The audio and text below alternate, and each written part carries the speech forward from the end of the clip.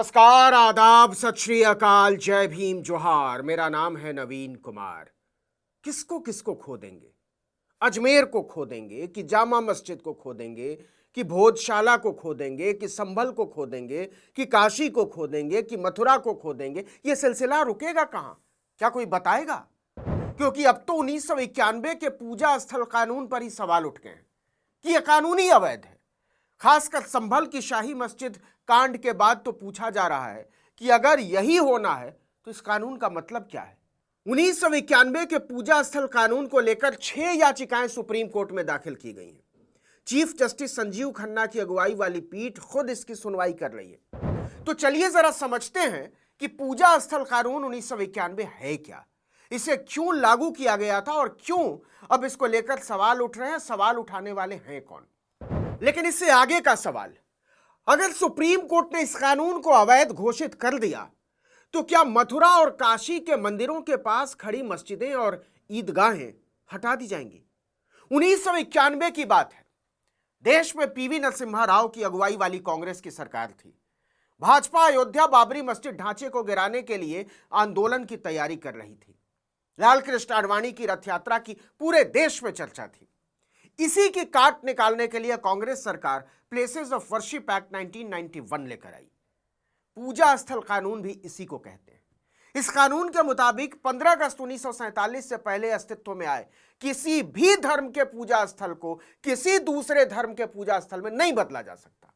मूल प्रकृति नहीं बदल सकती, और अगर ऐसा कोई करने की कोशिश करता है तो उसे 1 से 3 साल तक की जेल और जुर्माना कर देंगे। तो अयोध्या के मामले में सुनवाई क्यों हुई? क्योंकि उस समय भी अयोध्या का मामला कोर्ट में चल रहा था, इसलिए उसको इस कानून से अलग रखना पड़ा। तो क्या राम मंदिर आंदोलन की हवा निकालने के लिए कांग्रेस ले आई थी पूजा स्थल कानून? इसे ऐसे समझिए कि 1991 में राम मंदिर आंदोलन अपने चरम पर था।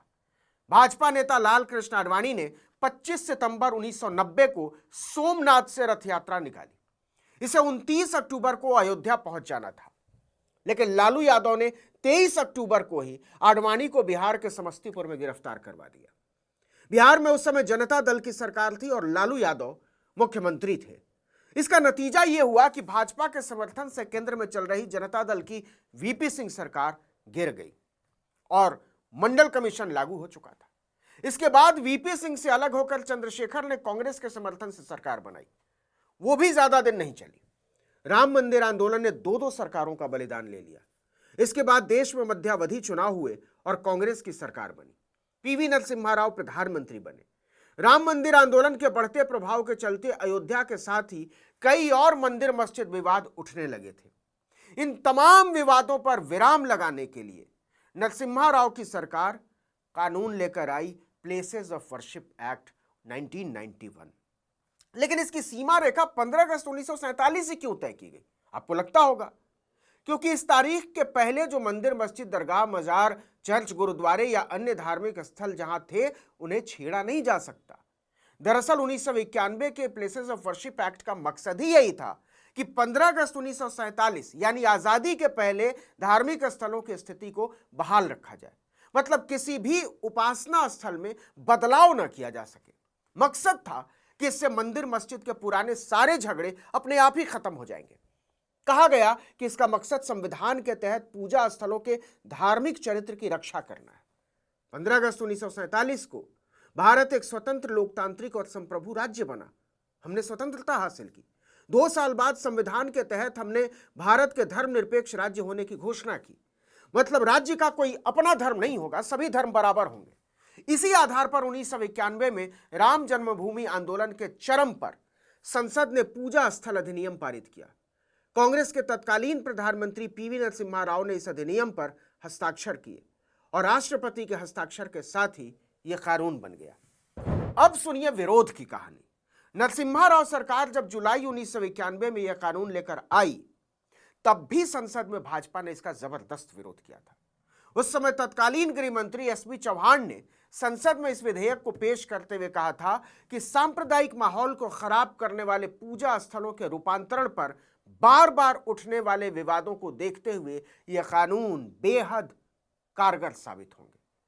उस समय राज्यसभा में अरुण जेटली और लोकसभा में उमा भारती ने इसको संयुक्त संसदीय समिति यानी जेपीसी के पास भेजने की मांग की थी, लेकिन कांग्रेस सरकार ने इस मांग को ठुकरा दिया और कानून बन गया। अब सवाल है कि इस कानून के तहत जब धर्मस्थल की दावेदारी को लेकर कोर्ट जा ही नहीं सकते तो याचिकाएं कैसे लगाई जा रही हैं?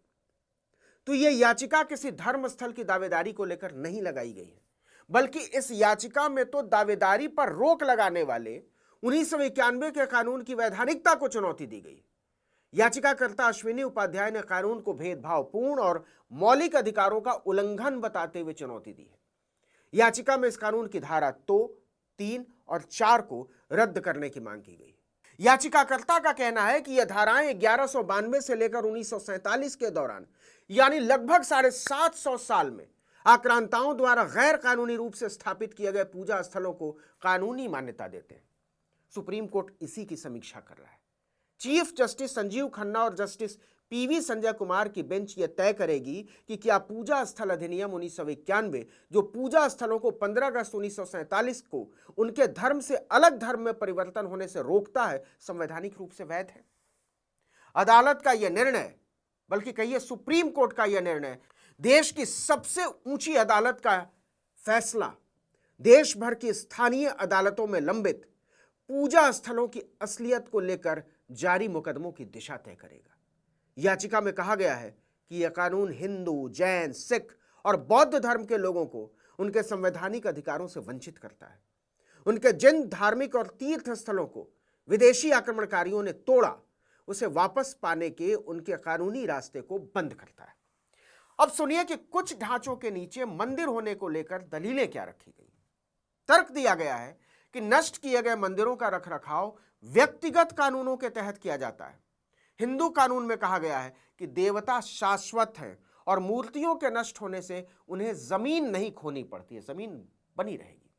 जबकि इस्लामी कानून के मुताबिक मस्जिद को अधिग्रहित करने के लिए वक्फ की जरूरत पड़ती है। मंदिरों के नष्ट होने से वक्फ नहीं बनता और इस्लामी कानून में मस्जिद वैध नहीं है, उनका दावा है याचिकाकर्ताओं का। इस तरह नष्ट किए गए मंदिर अभी भी कानून के अनुसार मंदिर है। अब समझिए कि इस फैसले से काशी मथुरा के मुकदमे पर क्या फर्क पड़ेगा, क्योंकि यह बात बार बार कही जाती रही है कि मथुरा की शाही ईदगाह मस्जिद जिस जमीन के ऊपर बनाई गई है उसके नीचे ही वो जगह है जहां श्री कृष्ण का जन्म हुआ था। 17वीं सदी में औरंगजेब ने यहां मंदिर तोड़कर मस्जिद बनवा दी, कहा गया है। इसी तरह काशी के विश्वनाथ मंदिर और ज्ञानवापी मस्जिद को लेकर भी विवाद है, आप जानते हैं। तो अगर सुप्रीम कोर्ट पूजा स्थल कानून की वैधानिकता पर विचार करता है तो इसका असर काशी मथुरा के मंदिर विवाद पर भी पड़ना तय है। याचिकाकर्ता अश्विनी उपाध्याय के अनुसार देश में ऐसे कोई 900 मंदिर हैं जिन्हें 1192 से लेकर 1947 के बीच तोड़कर उनकी जमीन पर कब्जा करके मस्जिद या चर्च बना दिया गया। दावे के मुताबिक इनमें से 100 तो ऐसे हैं जिनका जिक्र हमारे 18 महापुराणों में मिलता है। उनका कहना है कि इस कानून का बेस 1947 की जगह 1192 होना चाहिए, जब मुस्लिम आक्रमणकारियों ने भारत पर सल्तनत की नींव डाली। मतलब साफ है, सुप्रीम कोर्ट अगर इस कानून को अवैध ठहरा देता है तो देश में एक ऐसी लहर चल पड़ेगी जिसमें अमन और भाईचारे को तहस नहस होने से, खाक होने से कोई रोक नहीं पाएगा। इस वीडियो में इतना ही, लेकिन अगर आपने आर्टिकल 19 इंडिया को अब तक सब्सक्राइब नहीं किया है तो फौरन कर लीजिए। बेल आइकॉन दबाइए, घंटी जैसी आकृति, लाइक कीजिए और कमेंट करके बताइए हमारा वीडियो आपको कैसा लगा। हमारा ट्विटर हैंडल है article19_India और मेरा ट्विटर हैंडल है नवीन जर्नलिस्ट। नमस्कार।